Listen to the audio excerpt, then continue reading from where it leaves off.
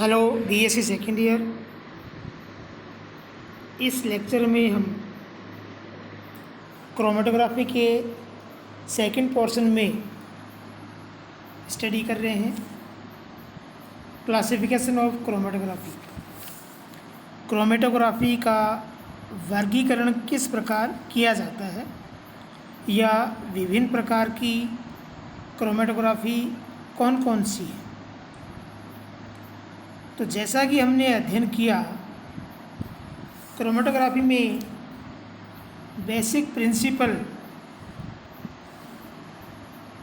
यह है कि मिक्सर के कंपोनेंट स्टेशनरी फेज और मोबाइल फेज में असमान वितरण प्रदर्शित करते हैं। इस असमानता के आधार पर ही मिश्रण में से अवयवी कणों का पृथक्करण होता है। तो उसी आधार पर जब हम क्लासिफिकेशन करते हैं तो क्लासिफिकेशन या ये वर्गीकरण निम्न दो बेसिस के आधार पर या दो प्रिंसिपल्स के आधार पर किया जा सकता है। नंबर एक कि मोबाइल फेज क्या है, मोबाइल फेज के रूप में हम किसे यूज़ कर रहे हैं या कौन सी स्टेट को यूज़ कर रहे हैं। सेकंड, अट्रैक्टिव फोर्सेस जो कि स्टेशनरी फेज और एनालाइट के कंपोनेंट के बीच में कार्य करता है, उसके अकॉर्डिंग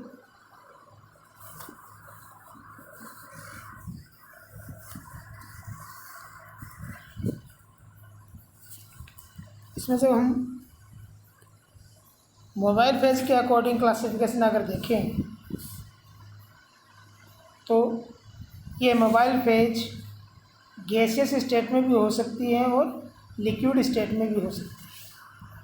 मोबाइल फेज या तो लिक्विड फॉर्म में होंगी या गैसियस फॉर्म में होंगी। इसके अकॉर्डिंग अगर गैसियस फॉर्म है तो गैस क्रोमेटोग्राफी जीसी, और यदि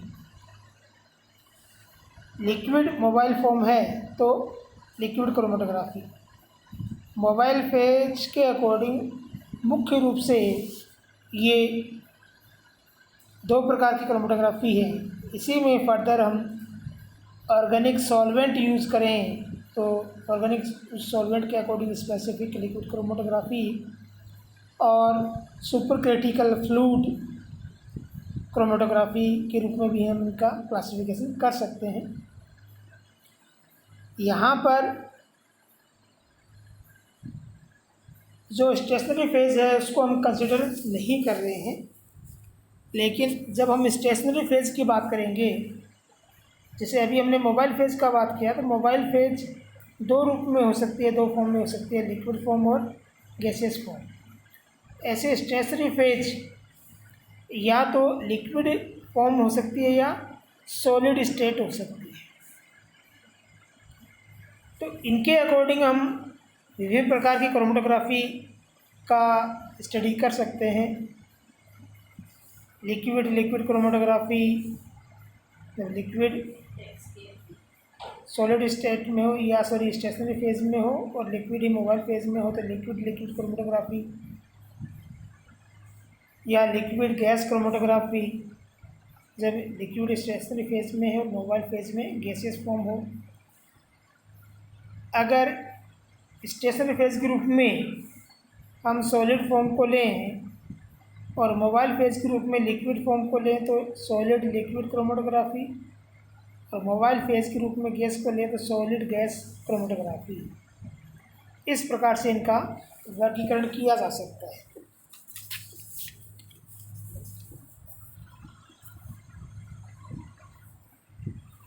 जैसे यहाँ पर मोबाइल फेज के अकॉर्डिंग मुख्य रूप से दो प्रकार की क्रोमेटोग्राफी हम रिप्रेजेंट कर रहे हैं, गैस क्रोमेटोग्राफी और लिक्विड क्रोमेटोग्राफी, गैस में गैस सॉलिड और गैस लिक्विड क्रोमेटोग्राफी जो स्टेशनरी फेज के अकॉर्डिंग दो भागों में डिवाइड हो गई है, या दो प्रकार की गैस क्रोमेटोग्राफी हो गई है।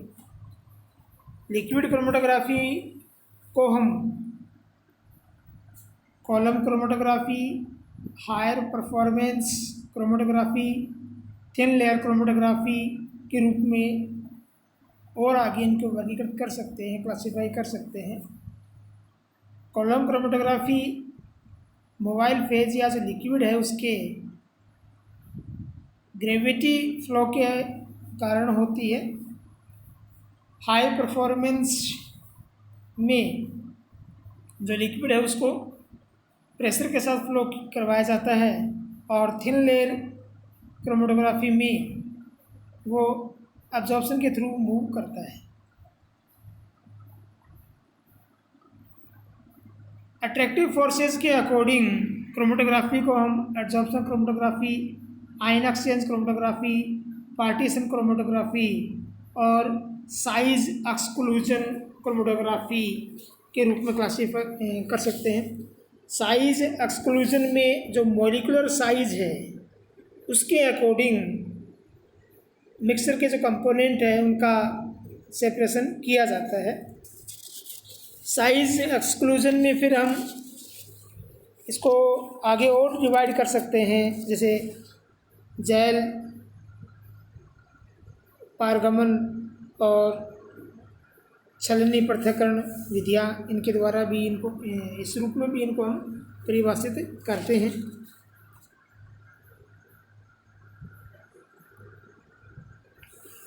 अब हम मुख्य रूप से कॉलम क्रोमेटोग्राफी की बात करते हैं। कॉलम क्रोमेटोग्राफी में इससे पहले हमें ये ध्यान रखना है कि क्रोमेटोग्राफी का जब भी हम स्टडी करेंगे तो वहाँ पर हमें दो स्टेट के रूप में ध्यान देना पड़ेगा कि एक सॉलिड स्टेट होगा, स्टेशनरी फेज, सॉलिड स्टेट नहीं, स्टेशनरी फेज, और दूसरा होगा मोबाइल फेज। तो इन दोनों का क्रोमेटोग्राफी टेक्निक में इन्वॉल्व होना अनिवार्य है। ये दोनों फॉर्म ज़रूर होंगी। एक फॉर्म स्टेशनरी फेज के रूप में होगा और दूसरा फॉर्म मोबाइल फेज के रूप में होगा, और इन दोनों का इंटरेक्शन होगा। ये इंटरेक्शन एनालाइट के माध्यम से है, या हम कहें कि एनालाइट इन दोनों के साथ एक साथ इंटरेक्शन में जब आता है तब सेपरेशन का प्रोसेस होता है, और उसी के बाद हम उसका जो कंपोनेंट है उसका आइडेंटिफिकेशन कर सकते हैं। कॉलम क्रोमेटोग्राफी में जैसा कि यहाँ पर नाम है कॉलम, दैट मीन्स यहाँ पर जो स्टेशनरी फेज है उस स्टेशनरी फेज को हम एक कॉलम के अंदर पैक करते हैं। जिस प्रकार से ये कॉलम है, तो क्रोमेटोग्राफ आपका वॉल्यूमेट्रिक टाइट्रेशन में हम कॉलम यूज़ करते हैं, उसी प्रकार से। तो जब हम कॉलम के अंदर स्टेशनरी फेज को पैक करेंगे तो वो कहलाएगी कॉलम क्रोमेटोग्राफी। इस कॉलम क्रोमेटोग्राफी में जो सबस्टांस है या एनालाइट है वो स्टेशनरी फेज के अंदर एब्जॉर्ब हो जाता है, या उसका रिटेंशन स्टेशनरी फेज में होता है। इस स्टेशनरी फेज में जो रिटेन्ड सैंपल है या जो कंपोनेंट है उनको हम मोबाइल फेज के द्वारा वहाँ से रिमूव करते हैं, उनका सेपरेशन करते हैं। और जब मोबाइल फेज को हम बार बार उसमें से फ्लो आउट करते हैं तो हमें जो कंपोनेंट है वो कंपोनेंट प्राप्त हो जाते हैं। इसके द्वारा हम क्वालिटेटिव और क्वांटिटेटिव दोनों प्रकार का स्टडी कर पाते हैं। इससे सिंपल यहाँ पर ये शो किया गया है कॉलम क्रोमेटोग्राफी को। ये फर्स्ट कंडीशन में हमने कॉलम क्रोमेटोग्राफी में कॉलम को पैक किया है। ये जो ब्लैक कलर का है ये सैंपल है या एनालाइट है, और फिर इसके बाद में जब हम इल्यूशन करते हैं तो इस इल्यूशन के द्वारा हमें अलग अलग कलर की ये जो मिक्सर के कंपोनेंट हैं वो प्राप्त हो रहे हैं, जिनको हम सेपरेट प्रिजर्व कर लेते हैं कॉनिकल फ्लास्क या बीकर की सहायता से। इनको कलेक्ट हम अलग अलग चैम्बर में कर लेते हैं। इस प्रकार से ये यहाँ पर ये स्टेशनरी फेज है इस कॉलम के अंदर। फिर फर्स्ट स्टेप होता है कि सैंपल को हम इसके ऊपर लोड करते हैं। जो स्टेशनरी फेज है उस स्टेशनरी फेज के साथ जो सैंपल है उस सैंपल को हम हल्का सा उसके साथ मिक्स करके उसको सॉलिड फॉर्म में लेके आ जाते हैं, या हम कहेंगे उसके साथ उसको बिल्कुल होमोजेनियस मिक्सर टाइप बना लेते हैं। उसको इस कॉलम की ऊपरी सतह पर यहाँ पैक कर देते हैं। यहाँ इस कॉटन के द्वारा इनको पैक किया जाता है और यहाँ पर थोड़ा सा ऊपर जो सैंपल हमने रखा है उसके ऊपर भी कॉटन लगा देते हैं।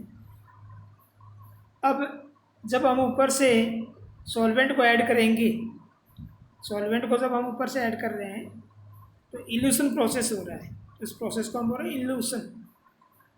तो इस इल्यूशन के द्वारा यहाँ पर इस जो ब्लैक कलर का एनालाइट या सैंपल था इसमें जो अलग अलग कंपोनेंट है वो कंपोनेंट जब अलग होते हैं तो वो अपनी अलग अलग कलर की स्ट्रिप बना रहे हैं। तो ये एक तरह से डेवलपमेंट हो गया कॉलम का। इनको जब हम अलग करते हैं तो अलग करने के लिए जो हम इल्यूट डालते हैं तो उसके द्वारा ये हो सकता है कि किसी एक स्पेसिफिक पोलैरिटी वाला जब सॉल्वेंट हम यूज़ करेंगे तो इनमें से कोई एक कलर वाला ही कंपोनेंट उसमें डिजोल्व होकर यहाँ से बाहर निकले। जैसे यहाँ पर हम ये देख रहे हैं इस फर्स्ट कंडीशन में जो रेड कलर वाला कंपोनेंट है वो ही अलग हो रहा है। या ये भी हो सकता है कि एक ही सॉल्वेंट के अंदर ये सारे कंपोनेंट अलग हो सकते हैं, लेकिन उसमें सीक्वेंस होगा कि जो सबसे नीचे है वो सबसे पहले आ रहा है।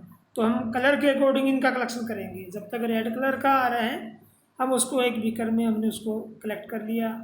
जैसे ही कलर चेंज हुआ उससे अलग कलर वाले यहाँ जो आउटलेट है इसको अलग चैम्बर में या अलग बीकर में उसको कलेक्ट करेंगे। इस प्रकार अलग अलग कलर के जो आउटलेट हैं उनको हम अलग अलग बीकर में कलेक्ट कर लेते हैं और फिर उनका हम आइडेंटिफिकेशन करते हैं।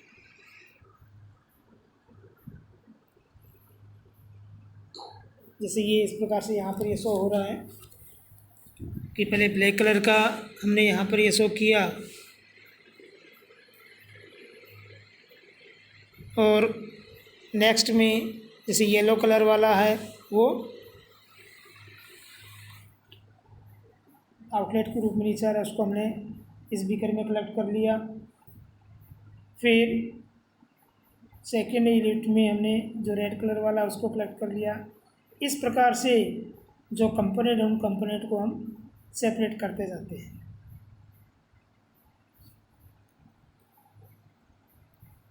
तो इस प्रकार से हमने कॉलम क्रोमेटोग्राफी के बारे में स्टडी किया। इस लेक्चर में अभी इतना ही। Okay, thank you.